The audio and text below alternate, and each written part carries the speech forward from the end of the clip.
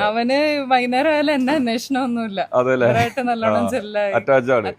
1.5 വർഷം കഴിഞ്ഞ്. 1.5 വർഷം കഴിഞ്ഞില്ലേ? ഹാപ്പിയാണ്, നല്ല സർവീസ് ആണ്. പിള്ളേരൊക്കെ ഉള്ളത് കൊണ്ട് കളിക്കാനൊക്കെ ഇഷ്ടം. ആദ്യം അവൾക്ക് അങ്ങ് കരച്ചിലുണ്ട്, പക്ഷെ അവള് സെറ്റായി, ബോണ്ടിങ് ആയി. ഒരു വർഷത്തോളം ആകുന്നു. കരച്ചിലോ അങ്ങനെ പ്രശ്നങ്ങളൊന്നുമില്ല. അപ്പൊ എല്ലാ കാര്യങ്ങളും അത്യാവശ്യം സ്വന്തമായിട്ട് ചെയ്യുന്നു. ഒരമ്മക്ക് വിശ്വസിച്ചേൽപ്പിക്കാൻ പറ്റിയ വേറൊരമ്മ. ജോലിക്ക് പോണ ഏതമ്മമാർക്കും ഏറ്റവും സേഫ് ആയിട്ടും ഏറ്റവും ലോ കോസ്റ്റിൽ കുട്ടികളെ സ്വന്തം മക്കളെ പോലെ നോക്കുന്ന ഒരു കൊച്ചു സ്ഥാപനം. സംഗതി നഴ്സറി സ്കൂൾ വിത്ത് ഡേ കെയർ ആണ്. ഡേ കെയറിന് പ്രത്യേകിച്ച് ടൈമൊന്നുമില്ല. ഞാൻ അബുദാബിയിൽ ഒരു ബ്രിട്ടീഷ് സ്കൂളിൽ വർക്ക് ചെയ്യുക. എന്റെ ഒരു പാഷനാണിത്. 10 വർഷത്തെ എക്സ്പീരിയൻസും ഉണ്ട്. അതിന്റെ ബേസിസിലാണ് ഞാൻ സ്വന്തമായിട്ട് ഒരെണ്ണം തുടങ്ങിയത്.